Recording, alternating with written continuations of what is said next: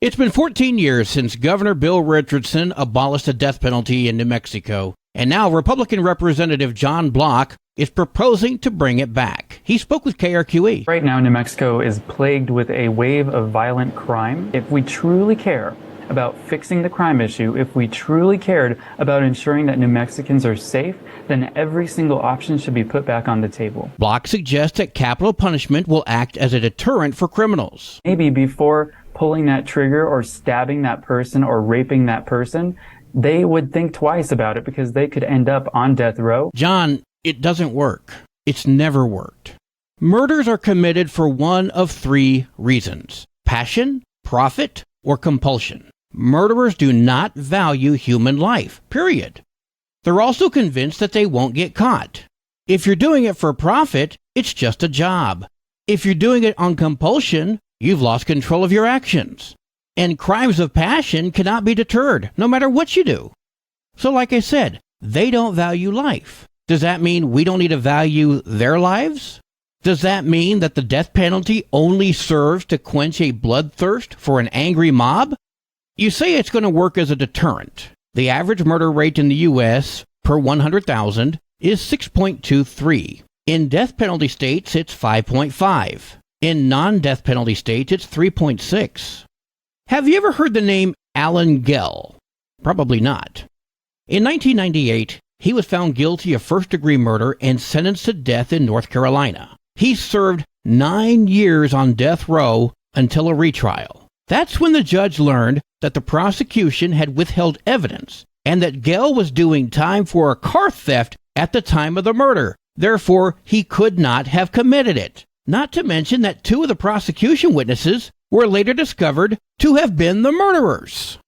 Now, some would say that's the exception, not the rule. Is it, though? Since 1973, 195 people who were wrongfully convicted and sentenced to death in the United States have been exonerated. 195. But it gets worse. In 1944, 14-year-old George Stinney was placed into the electric chair. He was so small, he had to sit on a phone book so that contact could be made with the electrodes.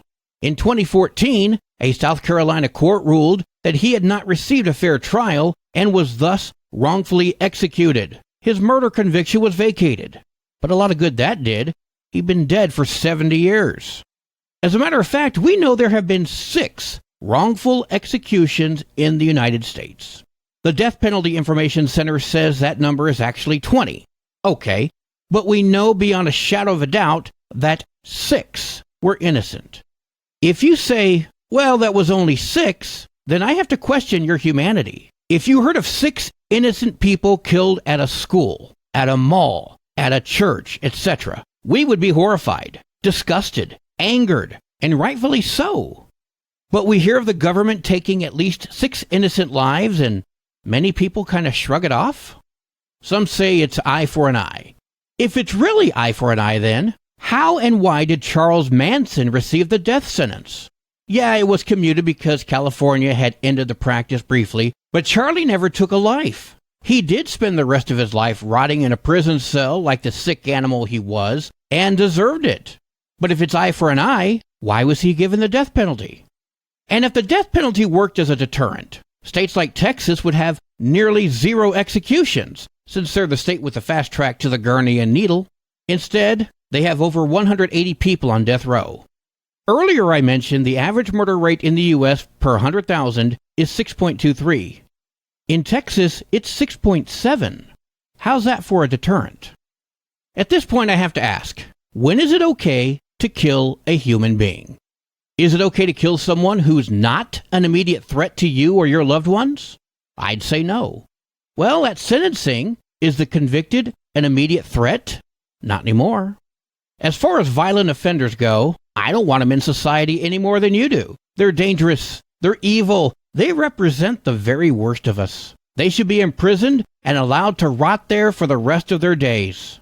But are you really going to trust the government with someone's life? Healthcare, taxation, mandates, levies, disaster recovery, executive orders, the list goes on and on. The government screws those up daily. So you're going to trust them with deciding who lives and who dies? You know, since New Mexico became a state, we the people have executed 28 people. 28 lives were ended in my name and yours. The last being Terry Clark of Roswell back in 2001. Before Clark, it had been 40 years since the state government killed a man in our name.